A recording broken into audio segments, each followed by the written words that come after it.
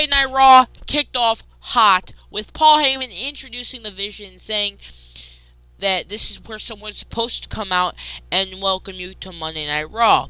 Paul says Seth stole from co-founding the Vision and the Shield and said the Vision will end Seth Rollins. He gave the phone off to Austin Theory, and Austin Theory said he had a theory. Yeah, that was not a good line, and he was proud of himself too. Like, you could tell in his face that he was very proud of himself delivering. He had a theory line. Don't know why. And then gave the microphone to Logan. Logan said he's a scumbag, and he cost him at Elimination Chamber. Logan said he had 3 eliminations, and the last time someone did that was Brock Lesnar, so he's in Brock Lesnar territory. Adam Pearce came out and said, alright. He wants the Vision out of the ring and says Seth is not medically cleared for in-ring competition. Paul Heyman says the Vision is going to do so much damage to Seth he won't be able to talk to you. Adam Pearce continued, blah blah blah, and then a masked man appeared. Logan chased him out. Then another guy appeared. He chased out Logan. Wait, no. Yeah, this guy chased out Logan. This guy chased down got rid of security. This guy got rid of Austin Theory. And then there was another masked man coming from the entranceway. Then another masked man came from behind, who was Seth Rollins. Hits Paul Heyman with the back, hits him with a chair. Stomp, and Seth leaves and doesn't come back. So he ditch and runs. And on commercial break, we saw a bloodied Paul Heyman, and this was hilarious because the security guards weren't. The medical team was just dying laughing the entire time. Like, I don't know about it, bro. I have no clue about it. Then, when Austin Theory thought that Logan Paul got the car, it turned out it to be Jimmy Uso, and Jimmy Uso threw him into the things, and then LA Knight was driving the ambulance. So,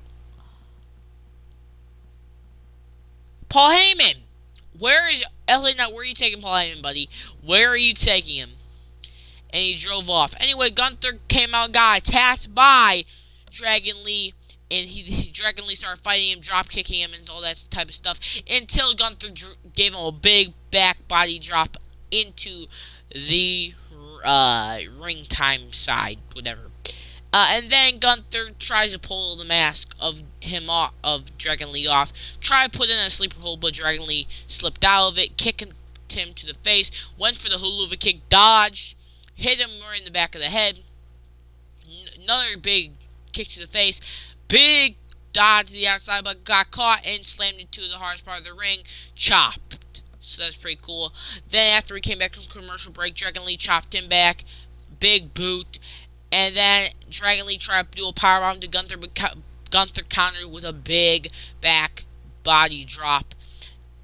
Dragon Lee hit a nice enziguri, big drop kick in the corner, whatever this old finisher was that he used to be Ricochet with in 2022. Then dropped on the hardest part of the ring, dropped on the announce table. And then when Gunther went for another win, he reversed into like a sunset flip type move. Then kick to the face. Big dodge to the outside. Operation Dragon or something like that. And then went for another one. Hit a big clothesline. Then went for another one, but Gunther reversed it into a sleeper hold. Took the mask off, puts it locked in, and Dragon Lee submits. So, yeah. Anyway, AJ Lee checked up on Kairi to make sure she was okay and stable. I don't think she is. AJ Lee came out and said that she didn't know if she could still go, but the crowd remembered that she could still go and was championship material. She said now that Becky's behind her, she could focus on WrestleMania, but she is offering an open challenge for women in the back.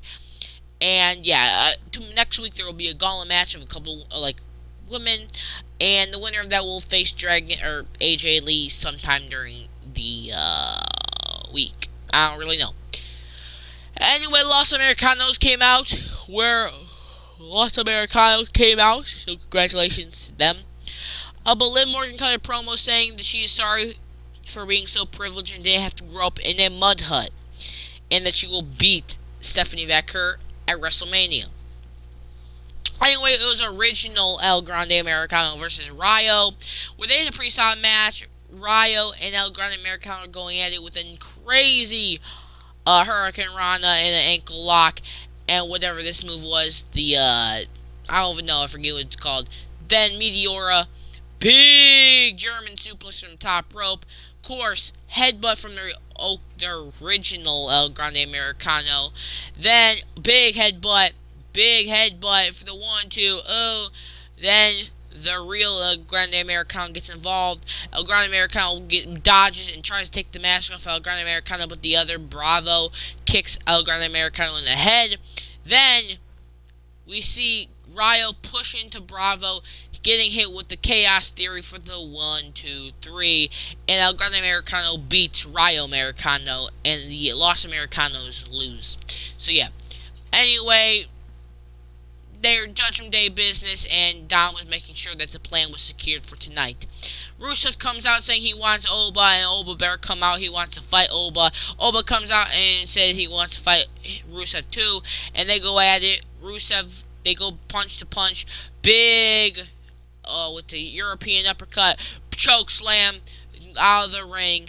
So yeah, Jimmy Uso came out. It was Austin Theory. It was the Pressure versus Jimmy Uso. The Pressure got hit with a couple chops. Big phenomenal forearm. Then Logan Paul gets involved. Big Usos crossbody splash. Then the match ends in DQ after Logan gets involved attacking him.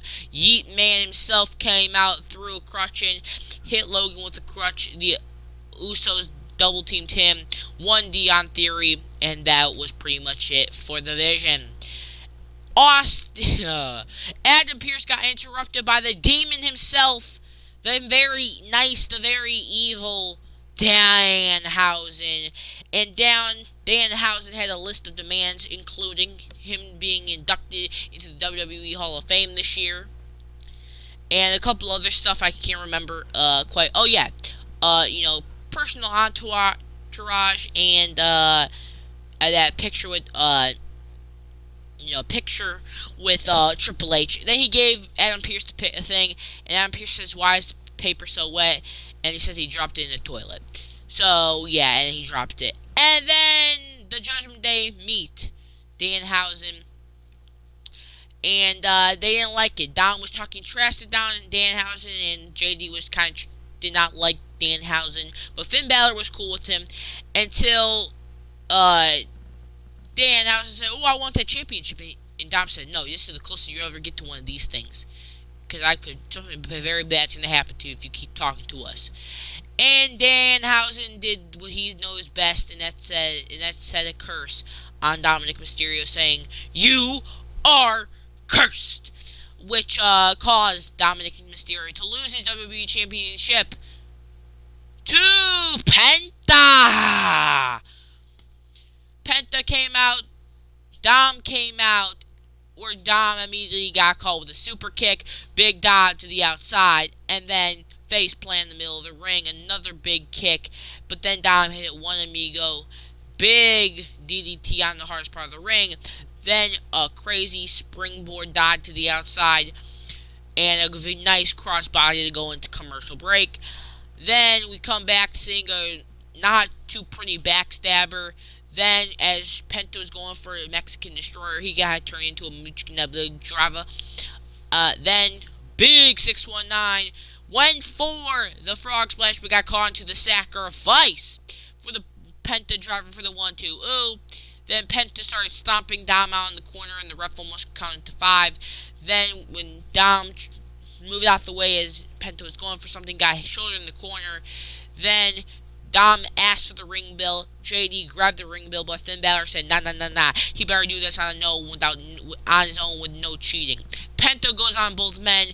Then Dom tries to go for a 619, but misses. Then gets hit with a Mexican Destroyer for the 1, 2, 3M Penta is your new Intercontinental Champion. So congratulations to Penta. He's worked so hard to get to this moment, and it finally paid off after almost a year and 3 months being in WWE. He finally gets his singles championship. So congratulations to Penta. Anyway, it was confirmed that next Friday, Drew McIntyre will defend his WWE Undisputed Championship and give it back to the rightful champion, which is Cody Rhodes.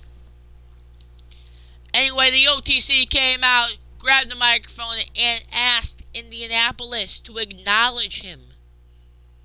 CM Punk music hit immediately, came down to the ring, grabbed the microphone, and asked why Roman is mean-mugging him. And this is basically acknowledging Roman Reigns. And if all you said was acknowledge me, this could have just been a tweet. Roman Reigns asked Punk if that tweet he put out after Chamber hurt his feelings. CM Punk says, no, that did not hurt my feelings one bit. I don't care what people say about me on the internet. And said that we've got history here in Indianapolis because this is where the Shield debuted. Roman said Punk didn't want Roman in the Roman said Punk didn't want him in the Shield when they first debuted. Punk said, yeah, I didn't pick you, but you picked me. So, yeah. Roman Reigns said WWE only brought Punk back to please the 40 and 50-year-old virgins and was never supposed to be champion. Roman said he hears people in the back that Punk is complaining about doing media appearances as champion, and that he's going to send him off into a retirement tour like John Cena, and then send him down to NXT so Punk can train and teach the younger generation the ways of WWE, and then send him up to the main roster so Roman Reigns can smash them. And Roman, we don't need to bring back you saying smash. When's the last time Roman Reigns said he's gonna smash his competition? Like, was that 2023, 2024? Bro, it's been a while, and I don't think you needed to bring that back, because every time you said it was just sus. CM Punk got mad and said, are you done yet, Roman? Are you done yet? Are you done yet? Don't you ever disrespect me. Because at WrestleMania, I'm not just gonna beat you. I'm gonna bury you. I'm gonna bury you right next to your father. And Roman Reigns was mad and upset. You could tell on his face. CM Punk walks out, raising his finger to the sky. And that was the end of Monday Night Raw. And I won't lie, that promo, Roman Reigns, CM Punk, was hitting hard.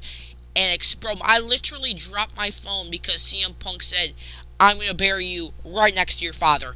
That was levels of disrespect I cannot wait for their next promo. And that means that Larry is free game. Punk, I'm sorry, that's how it works. If you bring up some Roman Reigns' dead father, Roman Reigns gets free game to bring up your dead dog. I'm sorry, it's free game now. Like, it's free game. And you cannot deny that if Roman Reigns brings up